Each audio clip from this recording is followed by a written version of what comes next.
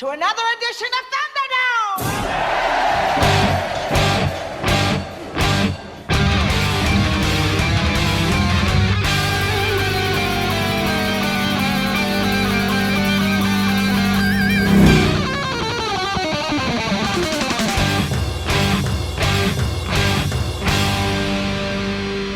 Welcome to the Mad Max Minute, where neither snow nor rain nor heat nor gloom of night will keep this monkey from the swift completion of her appointed mission. In Mad Max Beyond Thunderdome, 1 minute at a time. I'm Rick. And I'm Julia.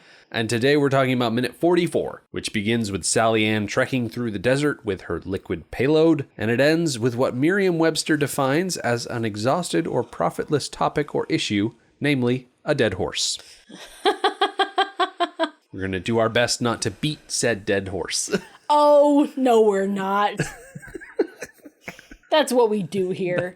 We beat dead horses. That is literally all we do. It just so happens that this minute has a literal dead horse. But not quite yet, because we start off this minute with a couple of seconds of Sally Ann scurrying away from this pipe that leads down to Underworld. I'm assuming this is under cover of darkness, considering that when we had the establishing shot of Bartertown before we went into Underworld, it was the middle of the night. So it makes sense that we're still under the cover of darkness. I agree, but it does seem to be getting lighter. Although, I wonder if that's just the movie thing of when it's supposed to be night, it's actually just kind of a dawn. Like a day for night shot? Yes. It does look blue to the point of it being a day for night shot. Okay. Or a night for day shot, or whatever. Okay. I don't know. So you think she is intended to be taking off in the middle of the night, not at dawn? Right. Okay. I mean, we are going to fade to Sally Ann dragging this water flask across the desert in what I assume is the morning sun. So at this point, Max was put on that horse and sent galloping into the nothing at dawn. We had the entire day. Pigkiller put Sally Ann in the pipe in Monday's minute, sent her out, and she's been running all night in a desperate attempt to catch up to this horse. And it's not going to happen. There's no way that a tiny little monkey running across the sand with no trail to speak of is ever going to catch up to Max. I think it's less of a problem to catch up to Max, although that is a huge problem. It's to go off in the correct direction. Mm-hmm. Just because the horse was following some water on the end of a stick doesn't mean he's going to go in a straight line. That's a good point. They could be anywhere. Now, I did some math. Average walking speed of a horse is 4 miles an hour. Applying that to Max and his horse with no name, that's going to have to be a guesstimate because he started out galloping. Yeah. But I can't imagine that lasted very long. And at the end, he was barely walking at all. I imagine after the initial shock of being smacked by iron bar wore off, the horse slowed down considerably and then just started walking. So 4 miles an hour for approximately 24 hours. That's approximately 100 miles. Yeah. Which is very, very, very, very far away. And it doesn't even, not even necessarily 100 miles straight out into the desert. Mm-hmm. It could be 100 miles curled up into a spiral. Max could actually only be 10 or 15 miles out. Who knows? Mm-hmm. You know what? That actually answers a lot of questions I have that we'll actually address on Friday. So I'm going to put a pin in that. Yeah. Got things going on in my head. When I was watching this minute, the first thought I had when I saw Sally Ann loping across these sands is, how fast are rhesus macaque monkeys? And I, for the life of me, could not find that information. I found the interesting tidbit about herpes B and the virus that they carry, but I could not figure out how fast they can move. Yeah, I tried to as well, and I couldn't find that out either. The land speed record for a monkey, not a rhesus macaque monkey, is, I think, 35 miles per hour. But horses can easily gallop at 45 miles per hour. So Sally Ann not being nearly as big as this other style of monkey that I saw, which I didn't memorize the name. I'm not doing my due diligence there. But this other monkey has extremely long legs and is very big. It's like a 30-pound monkey. Right. So a lot of natural advantages over Sally Ann that she just can't compete with. Yeah, it's the long legs. That's why a horse can move so quickly, is because it has long legs attached to a strong muscular body. But those long legs can cover a lot of distance. So speaking of covering long distances, we fade from Sally Ann dragging the water flask across the desert to what is essentially a dip to black, but it's the exact opposite because we fade to an image of the sun and then the sun fills the frame and just whites out everything. Like I said, it's like a dip to black, but it's white instead of black. The thing about the sun washing out the entire frame is this is supposed to denote a passage of time. Every time that George Miller does this type of transition, time passes. What I'm not sure of is whether or not this transition means that we're still in the same day, or are we an indiscriminate amount of time later? It's hard for me to tell. It is hard to tell. While I was looking up information about horses and how fast they move, my initial quandary was how long they can go without water to get an indication of perhaps how long it's been. Right. The one source that I could find that was definitive, most everybody was like, no, horses need water every day. Feed your horse water every day. Because they were about actually caring for horses. Right. So one place that I found said 4 or 5 days. Okay. So theoretically, if this started out as a healthy horse, theoretically, it could go 4 or 5 days in the desert with no water. The resource that I found said 3 to 4 days, so I'm glad that at least it's close. It is. That is pretty close. A human being can last longer than that without water. I think 7 it's days? 7 to 10 days. Yeah. Depending on how healthy you are and the conditions that you're in. Considering that Max is in the middle of a desert, I feel like 7 days is pretty good. The important thing to note here is that without any sort of water, Max would outlive that horse by about half a week. 3 to 4 days, probably. Under normal circumstances, yes. But just a day and a half prior, he experienced a very similar thing. He was abandoned out in the desert and walked, I can't remember, at least a half a day. Yeah. Without water. And the movie really didn't make a big deal of it. Going back to the novelization made a very, very big deal of it. He was about to die. Yeah. When he got to Bartertown. That's surprising because I imagine that one of the supplies that Sally Ann would have been able to knock off the back of the cart would have been water of some kind, like a flask or a jug or something. In the novelization, she didn't just push off the stuff that Max needed. She pushed everything off. So perhaps the water supply was just up front where Jedediah was sitting. Yeah. And she wasn't able to get it to push off. That's possible. And she also wasn't showing this specific intelligence to go, okay, well, he needs a pair of boots and he needs his guns and he needs this and he needs that. She was just like, oh no, Master's over there and his stuff is over there. I'm going to push it all out.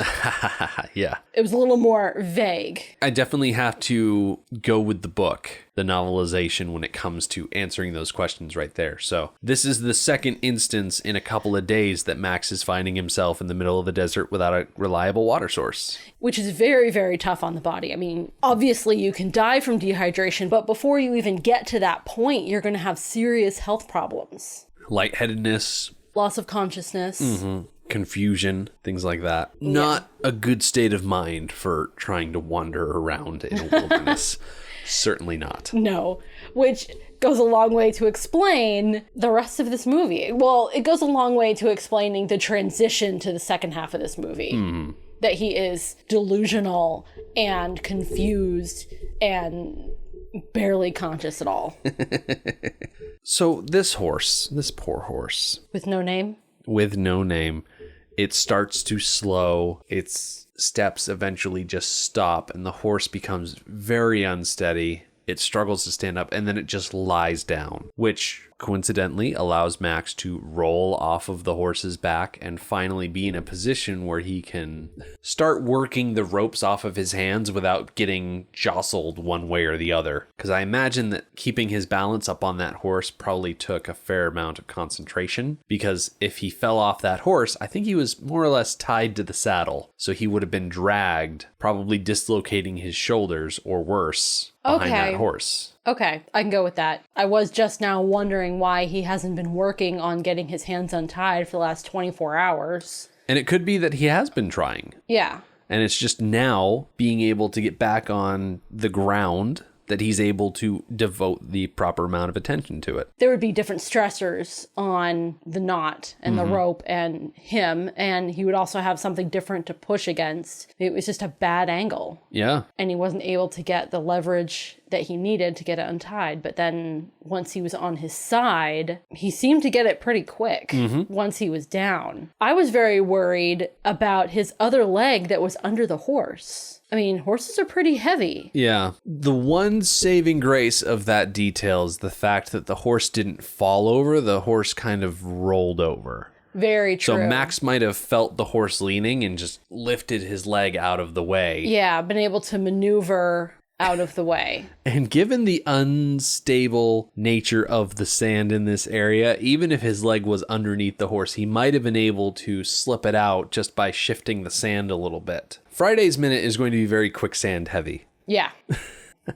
But there will be plenty of time for that. This scene where the horse lies down and Max rolls off his back, it reminded me of a book that I read back in middle school. I don't remember if it was 6th, 7th, or 8th grade, but we read a book by Paulo Coelho from 1988 called The Alchemist. Now, this is going to be a bit of a deep cut for anyone who's not up on their Brazilian authors, but The Alchemist is a story of a young man from Spain who goes down into Africa and is going after this treasure. And so he has several adventures along the way and eventually discovers an alchemist that helps him on his way. And there's one particular passage that always stuck with me, and it's something that the alchemist instructs the young man, whose name is Santiago, to do before they can depart on their trip across the desert. He says, "Tomorrow sell our camel and buy a horse. Camels are traitorous. They walk thousands of paces and never seem to tire. Then suddenly they kneel and die. But horses tire bit by bit.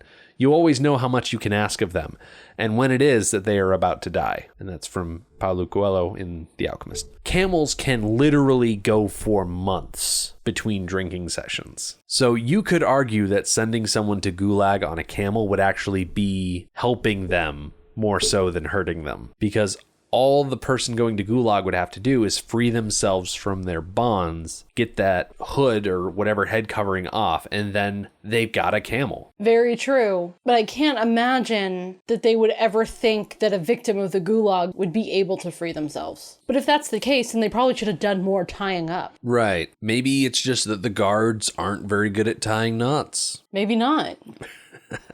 I like the idea of sending him out on a horse with no name that doesn't really have much left in him anyways. Right, because if a horse dies in the middle of the desert, now it's a albatross around your neck. There's not a lot of moisture that you can extract from a horse. No. And yeah, even if you wanted to use the horse to sustain yourself, you would still need to cook the meat or risk getting sick. And there's nothing to start a fire with, except the horse itself. And unless you've got some sort of flint and steel stuffed in your sock. Oh, just need a piece of glass. I guess so.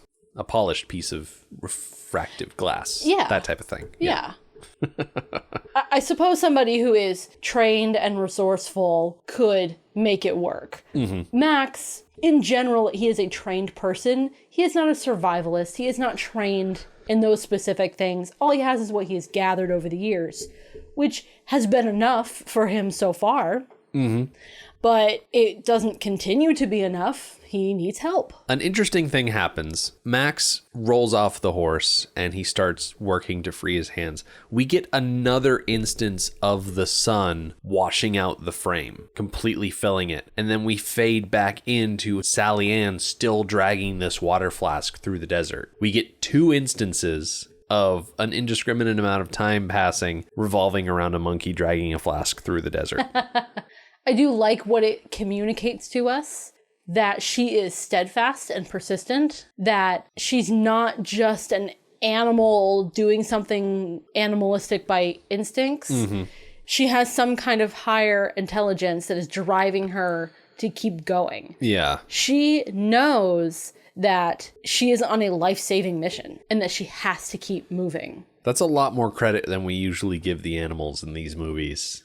Yes, it is. And we have to. She just displays too much intelligence to just chalk it up to animal instinct or anything like that. It has to be an extra level of movie magic intelligence. From Sally Ann, we actually fade right back to the horse. This time the horse is completely dead. It has ceased to be. It has shuffled off this mortal coil. It is now an ex-horse. It is dead. Remind me, this most recent fade, is it the type of fade that Miller uses to suggest the passage of time? Nope, it's just a straight fade from Sally Ann to the dead horse. Okay. I was wondering because I was wondering how long it had been between when the horse collapsed and when the horse was pronounced dead. Yeah, it's one washout transition. Okay. Not multiple or anything like that. Okay. It's only after we see the horse fully dead, though, that Max has his hands free enough to pull the mascot head off of his shoulders. What a relief that must have been for Max. He's going from a crappy situation into another crappy situation, but at least he can breathe. Right. The air inside that giant, I'm assuming fiberglass head, I'm not sure exactly what it is, but it could not have smelled good. It could not have had a lot of constructive airflow. It was probably a lot of heat building up in there. So taking it off must have felt real good. Despite the fact that as soon as he takes off the helmet, he's getting sand blown in his face. Yeah, conditions outside really aren't that much better. I'd be tempted to put it back on. Simply to shield my face from the blowing sand. Right. Because that can be more annoying than stinky, stale air from inside the mask. There's a difference between doing it voluntarily and doing it involuntarily. Yeah, at what point does that giant mascot head become more of a tool than a torture? Yes.